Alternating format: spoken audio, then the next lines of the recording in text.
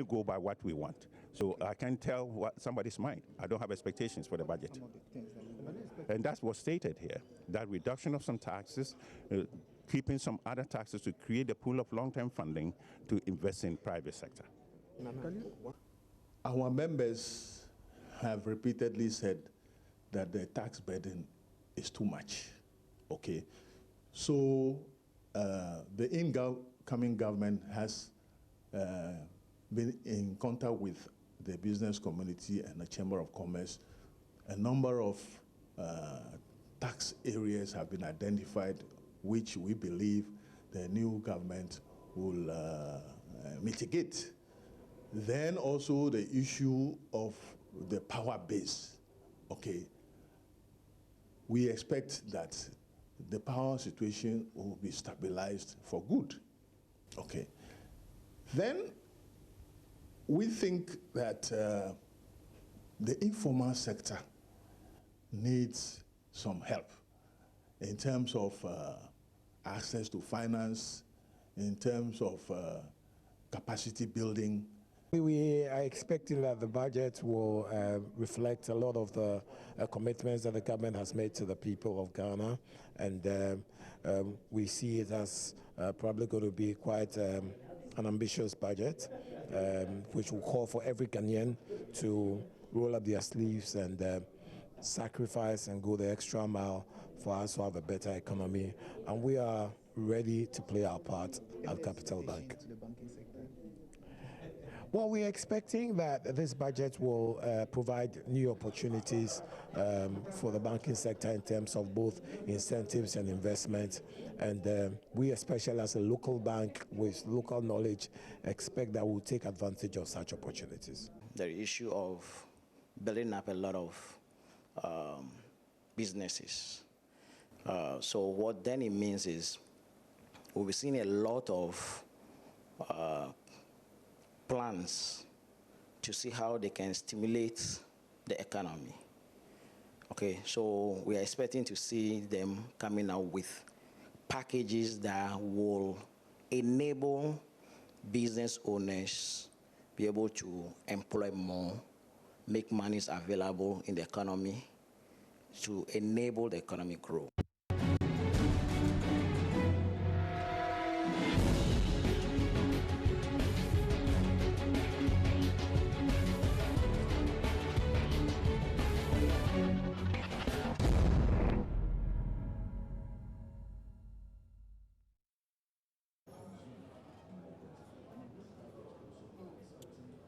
Welcome back. This is our coverage of the 2017 budget live from Parliament. In the next few minutes, or maybe let's say an hour, the Finance Minister will come before the House and lay to Parliament what some might call the drastic budget that will come out, some radical proposals. According to the Finance Ministry, they're looking at using this budget to actually stimulate growth and also create jobs. Will that happen at the end of the day when he finished with this budget presentation? Well, I'm joining our next studio here in Parliament, Professor Jan Bafo. He is a member of this administration. He's also a member of Parliament, and also James Savigi. He was the former chair of the Finance Committee of Parliament. Two distinguished gentlemen I have with me here. We're talking about this realignment on funds and the rationale behind it, and whether it's indeed robbing Peter to pay Paul. You were making some submissions, but let me pick the thoughts of Honorable James Savigi. What do you make of this whole moving around funds and also trying to address the rigidity in the budget where the minister's hands are so tight that there's little to do in terms of disbursement? Actually, I think that the effects on the impacts on this kind of realignment is actually zero. Why are you saying that? Zero in the sense that if you take from one source that already go to the assembly and channel it through another source, the effect is the same. So it's zero. Well, I'm saying this because if there's additional funding through one district, one constituency, 1 million, if this additional funding is coming, not a reduction in the common fund, then there will be an impact. Some will say that some will go to your constituency.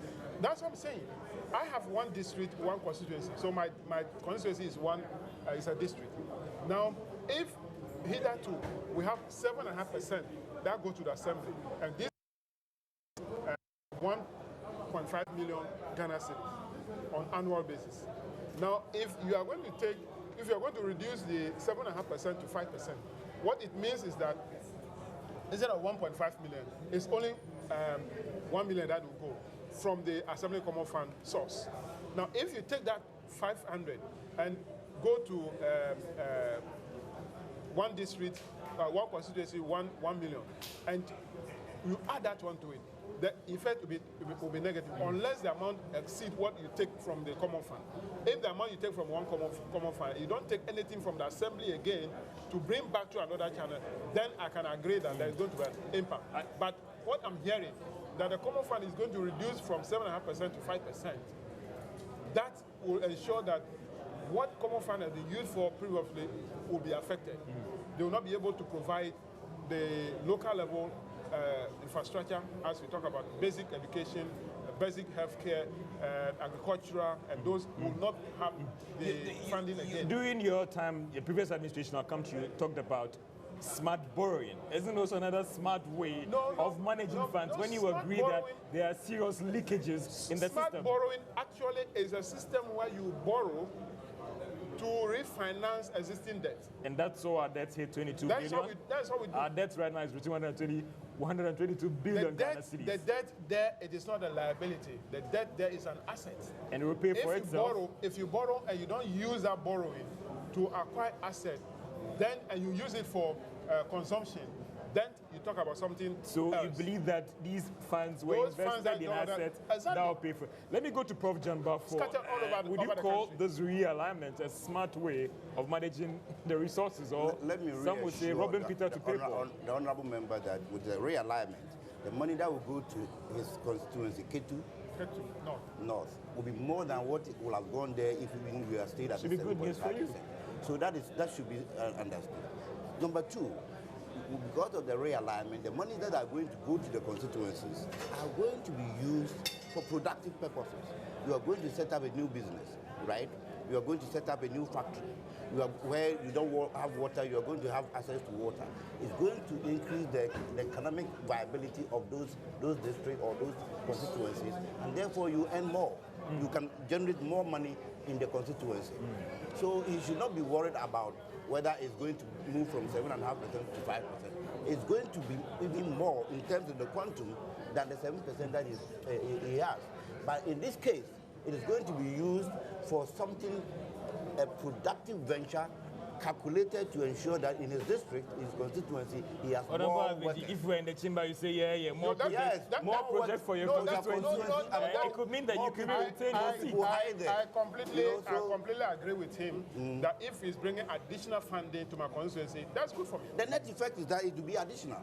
You can retain your seat. I hope so. Because I hope so we are that not more only funding focusing on this is Assembly Common Funds, that alone is where we are actually aligning from. I told you about where, for instance... Yeah, so that is my point, that if you want to realign, don't realign existing funding for the districts. You can realign from other sources and bring it to the district. That would be additional. Prof, let's there will be additional. look at quantum terms, it will be additional to what let's look at another critical thing. The Ghana cedi is going down like nobody's business. Some are saying that most of these offshore investors are looking forward to what policies you are going to put out to more revive some confidence in the economy so they can bring in their funds and all those things. From what you've seen, from those policies that will be outlined, are you sure that it will correct this thing? Certainly, the reason why it is actually one of the reasons why we are having this difficulty with the exchange rate at this point is the expectation. People don't really know what is going to happen with the budget. I can assure you that once the budget is ready today, it will stabilize and start going down. Because I even heard on my way coming, the IMF itself was saying that, wow, that would be a game changer. They've seen the budget and they think that the policy. They may have seen part of it, and they or you cleared with them as being under the program. No. He knows. But you are under the IMF program, so what do you have to do? You have been talking about without even bringing it to Parliament. You have been talking about it. How did you get it? Me? I'm not So saying they're also sniffing their They are noses here and there, and they think that what is coming up here will change the game So for you us. didn't give it to We them. didn't give it to them. They will change the game for it, and that is going to boost the confidence in the markets, and that will bring down the exchange rate. By the way, this exchange rate thing, there are other reasons which have nothing to do with the budget, but those reasons are the fact that people are just. Let me pick the final thought of Honorable James Savage. Confidence, you think that what you've heard so far will address this problem with the Ghana city? For me, I think that the budget is going to be a rehash of the 2016 campaign promises of MPP. They are going to rehash their manifesto and trying to portray to Ghanaians that they're fulfilling their budget, where you are going to have Robin Peter from one side, paying Paul at the other end. Definitely is not going to. Have you started coining your terms already Yeah, for Peter and Paul budget. Peter and Paul budget? Okay, that's what he says is going to be a Peter and Paul budget. Finally, We are going to give hope to Ghanaians who have been hopeless over the years because of the incompetence of the other administration. So what we are going to do today is to tell Ghanaians that, please, there is something at the end of the He's tunnel. talking about Peter and Paul budget. What will your signage be? We are going to give them hope, Hope a budget. budget of good hope. All right, thank you so much. We're crossing very over soon to the chamber where proceedings has actually started. This is our coverage of the 2017 budget. Remember, this is your station. This is the channel that you have to be for all the exclusives, post-budget interviews, what other angles, the insights, and all those things. Over to you.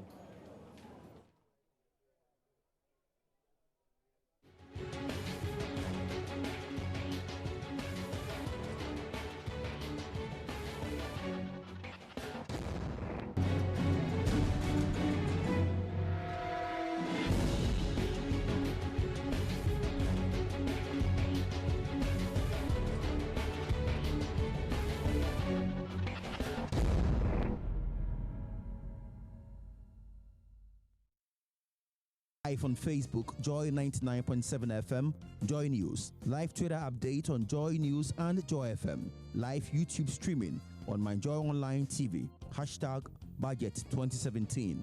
Live on Facebook, Adum TV and Adum FM. Live YouTube streaming on Adum TV. Hashtag Budget 2017. It reads, the Vice President or a minister, if you are aware, there will be not so much noise. Shall I read? Order. The Vice President or a minister or deputy minister who order. Honorable members, order.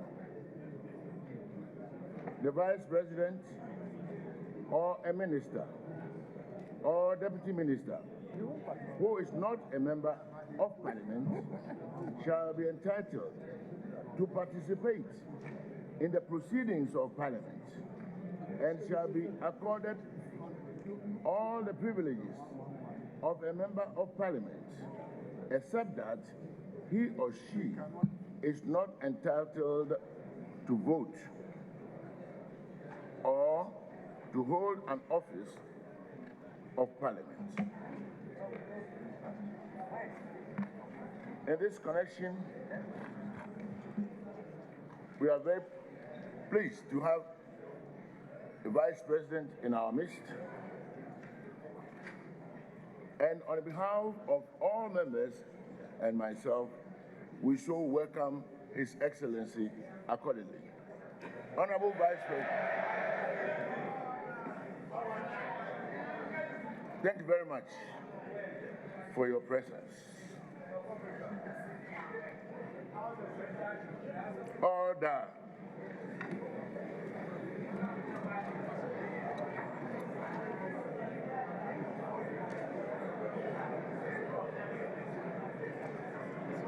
Item number 4.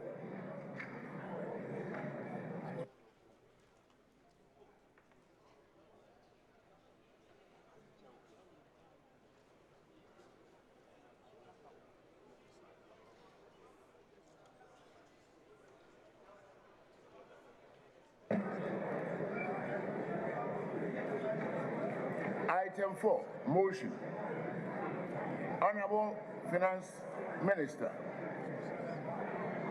you may present the financial policy